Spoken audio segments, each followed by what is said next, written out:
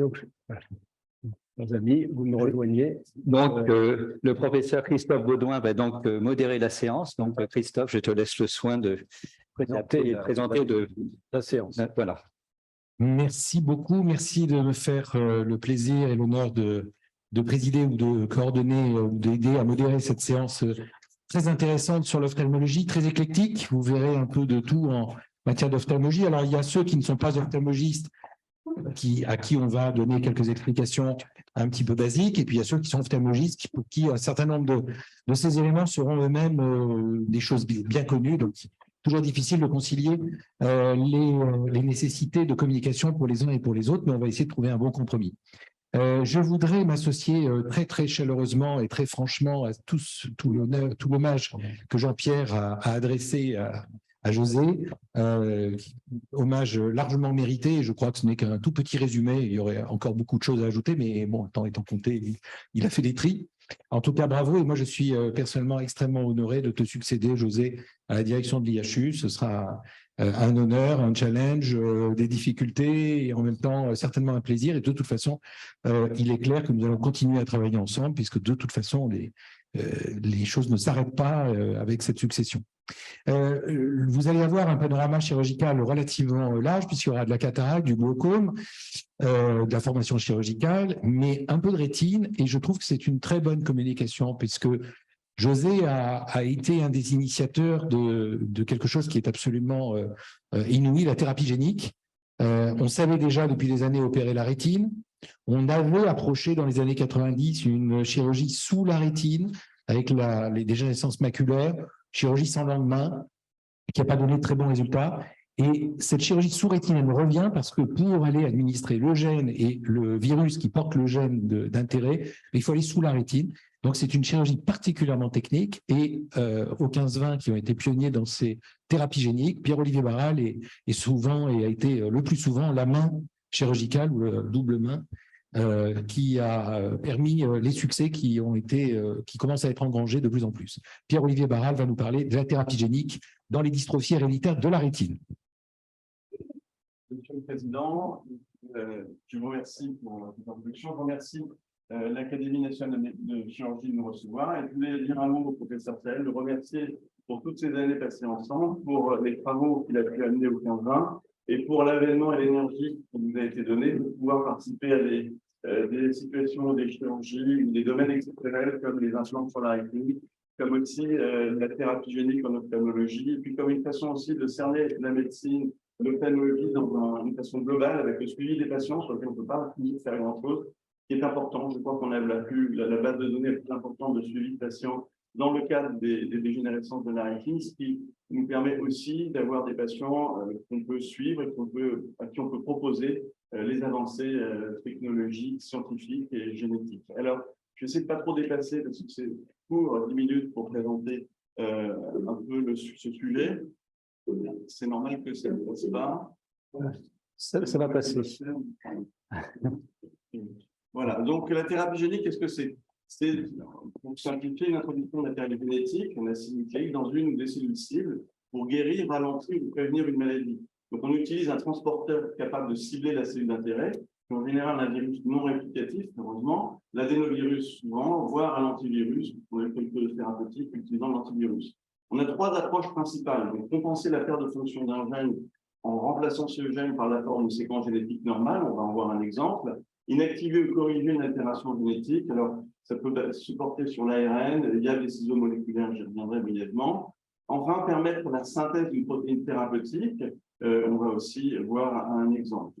Alors, l'œil est un site idéal pour la thérapie génique, puisqu'on a un organe complet, limité, un risque de dissémination limité, on n'a pas de division cellulaire, donc on ne va pas répandre le virus très peu dans l'ensemble de l'organisme, et on a aussi une possibilité d'évaluation de nos traitements par le biais du fond d'œil, par le biais de l'électrophysiologie, par l'imagerie rétinienne, qui est généralement très accessible. Alors, on a différentes façons d'amener le gène normalisé à l'œil. Ça peut être sous la rétine, ça peut être sous la choroïde, ça peut être en intravitréen. Je vais surtout vous parler de ce qui me tient à cœur, puisque le professeur José Lincel m'a fait l'honneur de d'avoir confiance pour la mise en place des implants rétiniens.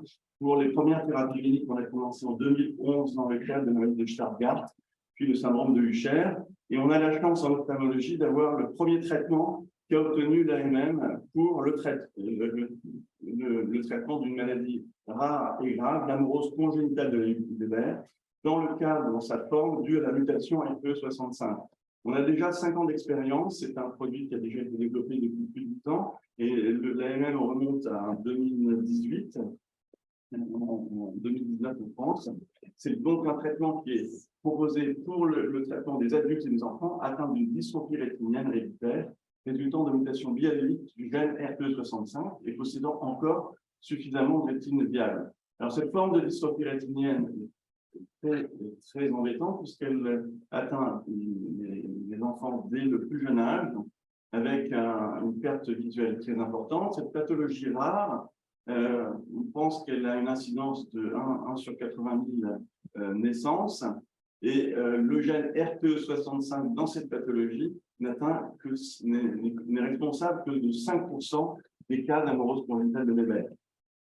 Alors, rapidement, le tableau clinique, ce qu'il faut savoir, c'est que ça se présente en général comme une rétinopathie pigmentaire, c'est-à-dire qu'il y a une perte progressive du fonctionnement des bâtonnets, donc les cellules qui nous permettent de voir la nuit, ou en ambiance peu éclairée. Donc, le champ visuel se rétrécit. Finalement, on n'a plus que les cônes qui fonctionnent comme à travers un coup de serrure. Et puis, l'évolution fait qu'on atteint le seuil de cécité légale, souvent à partir de 16 ans, 20 ans, et 100% à 35 ans. C'est donc une pathologie progressive vers la cécité, et on a enfin un traitement à proposer dans une des mutations responsables. Voilà les exemples de coup d'œil. Voilà la deuxième patiente que nous allons opérer, une petite de 9 ans, qui avait ce champ visuel avant, ce fond d'œil, et qui a pu, après l'injection, une semaine après, enlever la lampe frontale qu'elle portait, puisqu'elle avait retrouvé une vision qui lui permettait de voir lorsque c'était mal éclairé. Alors, ça, c'est pour résumer, nous avons opéré notre premier patient de ce traitement approuvé en décembre 2018, au 15-20. Pour vous remettre en place le déroulement de ce type de procédure et comment on est arrivé à la même, on a eu la chance pour cette mutation d'avoir un modèle canin, le célèbre Briard, qui avait exactement la même mutation, ce qui a permis d'avoir la possibilité de commencer à traiter sur des animaux et de comprendre le fonctionnement, ce qui nous a permis à partir des années 2007 de commencer à traiter des humains de différentes propositions de traitement faites. Et il y en a un qui a obtenu l'AMM puisque les résultats ont été satisfaisants. Je vais vous en montrer l'exemple. Il faut beaucoup de temps pour arriver à obtenir un traitement efficace. Alors, le gène RPE65 est un gène qui se trouve sous la rétine au niveau de l'éclat pigmentaire et qui est impliqué dans la fonction du cycle de la vitamine A pour recycler les chromophores et permettre la phototransduction. Alors, lorsqu'il n'y a plus un mauvais cycle, les photorécepteurs deviennent insensibles à la lumière et vous avez vu la progression vers la cécité. Alors, cette thérapie génique se fait sous la rétine, on l'a évoqué tout à l'heure, en amenant le gène RPE65 au cycle épithélial pigmentaire afin de rétablir le cycle de la vitamine A. Le vecteur est un adénovirus associé, bien sûr peu dangereux, on doit présenter sous la rétine, injecter 300 microlitres. Alors, le patient est préparé avant, il y a un traitement immunomodulateur avec du portensil, ça se fait sous anesthésie générale. Je vais vous montrer des exemples. Voilà comment ça se passe dans la vraie vie. Là, avec un colorant, on essaye d'enlever le vitré et le cortex vitréen qui est adhérent à la rétine. Alors, c'est un peu difficile parfois. Là, nous sommes obligés d'utiliser une pince. Vous voyez qu'on enlève le cortex pour pouvoir faire de la place et glisser ensuite le produit sous la rétine. Voilà comment ça se passe. On a encore opéré notre 44e œil la semaine dernière. Donc là, avec un OCT qui nous permet de voir où est-ce qu'on est sous la rétine et l'injection, vous voyez la petite ouverture sur la rétine avec la canule de 41 gauche.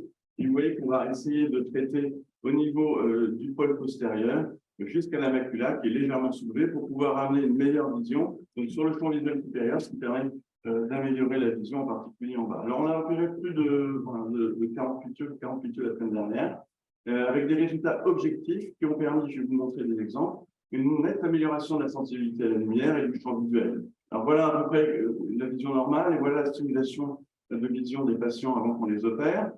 Voilà un exemple de résultat sur notre deuxième patiente numéro 9. On a eu des bons résultats sur le champ visuel dans la plupart des cas, avec le champ visuel avant et le champ visuel après. Vous voyez qu'il y a un net élargissement du champ visuel. Pour être encore plus parlant, je vais vous montrer les résultats de tests de mobilité. Il faut savoir que c'est le premier traitement qui a obtenu l'AMM et la FDA Approbation, pour, non pas sur l'acuité visuelle, mais grâce aux tests de mobilité. C'est-à-dire que le patient revoit mieux lorsque l'ambiance est mal éclairée. Voilà comment ça se passe. Normalement, on va voir le film. Voilà, pardon. Vous avez cette petite qui est donc une patiente de 9 ans, un mois après sa chirurgie. Voilà ce qui était avant. Donc, c'est au Street Lab, qui est aussi des projets que nous a amené le patron. Donc, en fait, on a une pièce qui peut reconstituer différentes moments de vie. Là, ici, c'est un parcours avec un passage clouté. Et vous voyez la petite qui a du mal à se déplacer. Et voilà, en fait, un mois après la chirurgie, vous voyez qu'elle est capable, dans la même ambiance lumineuse mal éclairée, de reconnaître exactement son chemin. Quand vous arrivez avec les parents à côté qui vous disent, voilà, mon enfant est capable de se déplacer lorsque c'est mal éclairé, ils nous voient arriver, ils voient la voiture, il y a des patients qui nous ont dit qu'ils voyaient la lune, ils n'avaient jamais vu les étoiles. Donc on est extrêmement satisfait, ému, et on espère pouvoir continuer longtemps à faire ça. On a eu toujours des améliorations durables, en tout cas des graphes stables sur plus de 4 ans, et dans les différentes études, parfois plus de 10 ans, puisque les premiers patients injectés ont été il y a plus de 10 ans. Alors c'est un premier traitement, vous avez vu que ça concerne très peu de patients. Il faut bien évidemment savoir que c'est un traitement très coûteux, pour le moment il est remboursé, il va certainement y en avoir d'autres. Évidemment, le suivi va nous permettre de comprendre, il y a des zones d'atrophie, il y a peut-être à moyen ou long terme, on va découvrir des choses, mais on a déjà un traitement qui fonctionne. Alors, de nombreux essais cliniques en gauche, tout à l'heure, de nombreux essais ici. Ce qu'on pense, évidemment, c'est qu'on a remarqué que depuis les années 90, on a détecté découvert de nombreux gènes. C'est illusoire de pouvoir tous les remplacer. On a plusieurs gènes correspondant à des générations de la rétine. Et donc, on a d'autres solutions pour aborder par thérapie génique ces pathologies. Donc, on a parlé tout à l'heure de l'optogénétique. L'idée étant de rendre des cellules sensibles à la lumière en combinant le génétique et le flux. Alors, il y a effectivement des protéines qu'on a découvertes dans des algues, dans des lacs d'Égypte, qui ont une capacité de sensibilisation à la lumière pour certaines longueurs d'onde. Donc, l'idée, c'est d'amener la production de ces protéines au niveau de la rétine, ganglionnaire, par une injection, cette fois-ci intravitréenne. Et ce vecteur viral va permettre la production de ces protéines. On va donc éclairer l'occupation avec une caméra, va éclairer dans la zone de sensibilité de cette protéine. Alors, ça peut être c'est l'infrarouge, je crois, suivant le cas. Et donc, le patient va recevoir cette image, donc avoir une certaine vision grâce à l'utilisation d'un gène qui n'est pas humain, qui est en dehors de ce qu'on produit chez nous. Alors, d'autres approches innovantes sont en cours. Et là, je vais revenir aux travaux du professeur Sahel, qui a donc trouvé, c'était à Strasbourg, je crois, donc le facteur dont parlait tout à l'heure Jean-Pierre, qu'il existe en fait une interaction cellulaire entre les cônes et les bâtonnets par une protéine. Le gène a été découvert aussi avec l'équipe de Thierry Leveillard. Et ce qui a permis de se rendre compte qu'il y avait des protéines qui permettaient aux cônes de survivre lorsque les bâtonnets étaient là. Lorsque les bâtonnets disparaissent, les cônes s'atrophient, peut-être, et certainement, on espère en tout cas, parce que ce produit disparaît. Alors, tous ces travaux ont permis de reconnaître le gène, de le synthétiser. Et là, depuis un mois, juste avant la disparition de Thierry Leveillard, on a pu commencer une étude de phase 1-2 avec des injections sous-rétiniennes avec un vecteur viral qui va nous permettre de produire la protéine. En fait, comme l'a dit Jean-Pierre, le Raw Derivative Code Variability Factor. Et on a un mois de recul. Pour le moment, tout va bien. J'ai opéré le deuxième patient la semaine dernière. On va voir ce que devient cette étude. Donc, c'est en cours. On a beaucoup d'espoir dans cette nouvelle thérapeutique. Alors, le futur de la thérapie génique, on a vu corriger l'ADN. Je vous parle très brièvement du système CRISPR-Cas9, en fait, qui va permettre On appelle ça des ciseaux moléculaires, qui va pouvoir couper, intégrer sans doute différentes portions de génome. C'est déjà quelque chose qui est utilisé pour améliorer nos tomates, par exemple, ou certains embryons. Au-delà des pathologies héréditaires, on va pouvoir, je vais vous les montrer, produire une protéine médicament ou détourner des cellules pour qu'elles voient comme l'optogénétique est en cours. Alors, en conclusion, on a aujourd'hui une thérapie validée.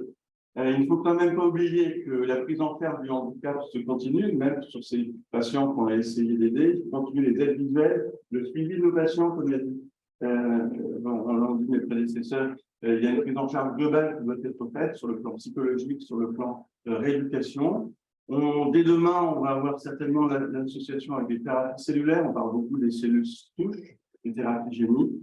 Évidemment, on n'a pas encore réponse à toutes les questions. Il nous reste beaucoup d'incertitudes et encore beaucoup de travail à mener. Je vous remercie pour votre attention.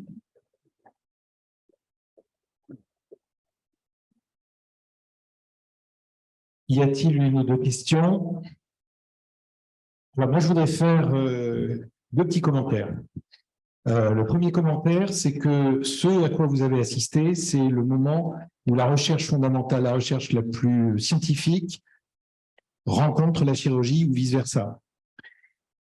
Un certain nombre de choses que Dr Barral a citées concernent les résultats chirurgicaux, thérapie génique sous la rétine. Il faut voir quand même la difficulté chirurgicale que ça représente, et les enjeux et les risques, surtout que ce sont des enfants. Mais sont issus de recherches dont la grande majorité ont été effectuées soit à l'Institut de la Vision, soit en amont de l'Institut de la Vision, dans l'équipe de recherche de José Sahel. Et je voudrais rendre, c'est mon deuxième commentaire parallèle au premier, un vrai hommage à Thierry Leveillard, un vrai chercheur qui, avec José à l'époque, avant de venir à Paris, avait fait cette découverte en répondant à une question scientifique simple. Pourquoi une maladie génétique qui touche les bâtonnets aboutit à une cécité complète, c'est-à-dire aboutit à la mort des cônes, qui sont des cellules qui ne sont pas touchées par l'anomalie génétique? Question simple, réponse relativement simple, c'est que les bâtonnets ont un effet sur la survie des cônes, mais question extrêmement compliquée sur le plan scientifique. L'aboutissement, c'est qu'aujourd'hui, il y a des essais thérapeutiques de thérapie génique qui ont démarré. Or, c'est primordial parce que c'est une thérapie génique généraliste. Elle ne cible pas le gène manquant. Elle va cibler un gène de survie qui peut s'appliquer à toutes les maladies et non pas une par une aux 250 gènes qui sont impliqués dans l'hérédité pigmentaire plus toutes les autres maladies héréditaires. Donc, ça peut être une vraie révolution et j'espère évidemment de tout cœur que ce sera un succès. D'autres éléments, greffe de cellules issues de cellules souches inductibles, donc IPS, transformées en cellules épithéliales pigmentaires, cultivées sur membrane amniotique, insérées sous la rétine. Recherche de l'Institut de la Vision, appliquée chez l'homme. Optogénétique, alors les algues, qui vont faire en théorie des chimères à partir de ces humains qui auront des petits gènes d'algues, eh bien c'est aussi une recherche qui est issue de la recherche pure, mais qui est aujourd'hui chez l'homme. Voilà, je ne voulais pas être plus long que ça, mais je voulais rendre cet hommage multiple. Est-ce qu'il y a des questions ou des commentaires en matière d'études cliniques et de relations, je dirais, avec l'autorité de santé? Comment ça se passe? Est-ce que alors, je pense que ça va être très difficile dans ces cas-là de parler d'études randomisées. Je pense que c'est des études prospectives. Est-ce que vous avez un moyen, en faisant se succéder les techniques qui, alors là, vraiment mes connaissances sont assez limitées, ne s'adressent peut-être pas exactement aux mêmes patients, et d'accélérer le process, ce qui permet d'accéder ou à un remboursement ou à une diffusion plus facile de ces techniques? Actuellement, ça ne se déroule que chez vous? Non, monsieur, je voulais parler micro, voilà. En fait, c'est la question la plus compliquée parce qu'on a affaire à un petit nombre de patients et des techniques qui sont innovantes et souvent évolutives au cours du temps. Or, les autorités de santé, il y a une partie du message qui est très légitime, c'est de protéger les patients. Mais le problème, c'est que la faisabilité d'une étude randomisée contre placebo avec la chirurgie sous-rétinienne n'est même pas envisageable. Donc, vous êtes obligé de réfléchir à ce qui est le bras de comparaison qui va permettre aux méthodologistes orthodoxes de considérer que c'est une approche qui est validée. Et aujourd'hui, en plus, on est maintenant dans une dimension européenne puisque c'est l'Agence européenne du médicament qui est en charge en réalité des processus. Donc, ça veut dire qu'il y a 26 pays ou 27 pays avec des experts pour chacun. Et les réponses au départ sont toujours très positives sur la phase précoce des essais, à condition qu'on montre qu'il y a une preuve de concept et que la sécurité est bonne. Et quand vous arrivez à l'approbation, c'est beaucoup plus compliqué parce que le standard, et vous entendez, on vous dit on ne veut pas baisser le standard par rapport aux maladies fréquentes. Mais le problème, c'est que le standard, c'est de soigner les malades. Et la faisabilité sur des maladies ultra rares n'existe pas de faire un essai randomisé sur des grandes cohortes. Donc là, on est, ce qu'on discutait tout à l'heure, entre le principe de précaution où il faut protéger les patients, mais il faut aussi les protéger contre la maladie. Il faut définir à un moment donné qu'est-ce qui est le plus protecteur.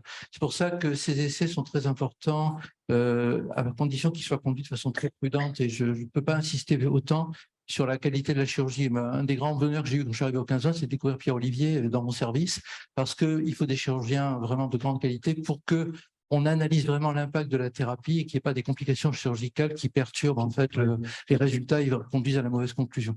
Mais le dialogue avec les autorités de santé, c'est ce qu'on essaie de faire de plus en plus. Hier, j'étais à l'Agence d'innovation santé avec le biocluster qu'on a créé sur les neurosciences. C'est d'essayer d'avoir un dialogue constructif où évidemment, on ne peut pas faire de compromis sur la protection des patients, mais en même temps, il faut se rappeler que ces malades vont devenir aveugles, donc il y a d'autres maladies et qu'on ne peut pas les protéger contre l'innovation en même temps.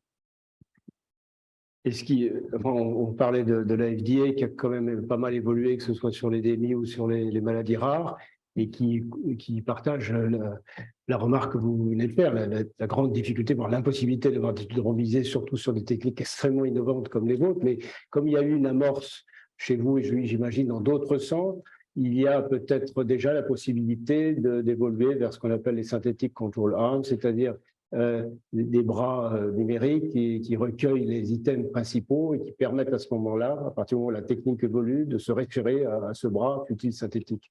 Alors, la FDA en fait, a fait un symposium il y a 2 mois sur cette question-là, avec pas mal d'experts. Donc, moi, j'ai participé à ce symposium. Et il y a 10 jours, on avait une discussion avec la FDA. Et la réponse, c'est qu'ils acceptera ça pour des études de confirmation, mais pas pour des études de validation. C'est-à-dire qu'ils sont encore dans la demande d'une étude contrôlée pour la validation, mais comme souvent ils veulent 2 études, ils veulent bien accepter des bras synthétiques ou des bras d'histoire naturelle en confirmation. Mais comme on en a parlé tout à l'heure, il y a des maladies où il y a 50 malades dans le monde. Ouais. Donc, si vous voulez, est-ce qu'on va les condamner à la cécité parce qu'on ne pourra jamais faire l'étude contrôlée? À quel moment le niveau de preuve et le niveau de sécurité? Si on prend par exemple le Japon comme exemple, au Japon, à partir du moment où une biothérapie s'est avérée sûre, c'est-à-dire qu'on a démontré que les complications sont minimes, ils donnent une autorisation conditionnelle et ils suivent les résultats sur plusieurs années pour valider l'autorisation. Ouais. Le résultat, c'est qu'il y a énormément d'essais qui commencent au Japon, qu'il y a une florescence actuelle. Moi, j'y étais il y a quelques mois, parce qu'il y a une ouverture. Il n'y a aucun compromis sur la sécurité pour les patients, mais on leur donne la possibilité d'accéder à cette innovation et on évalue au cours du temps. Donc, c'est un concept d'approbation conditionnelle qui n'est pas aujourd'hui l'approche européenne et qui n'est pas encore complètement l'approche. À la FDA, il y a la partie dispositif médical chirurgique qui est beaucoup plus ouverte à ça que la division médicaments qui reste très orthodoxe pour ne pas dire intégriste. Et donc, c'est un dialogue constant. Le problème, c'est qu'il faut absolument qu'on évite les complications, les catastrophes et les scandales qui vont faire reculer tout le monde de plusieurs dizaines d'années. Merci à vous. Également, c'était très clair. Oui.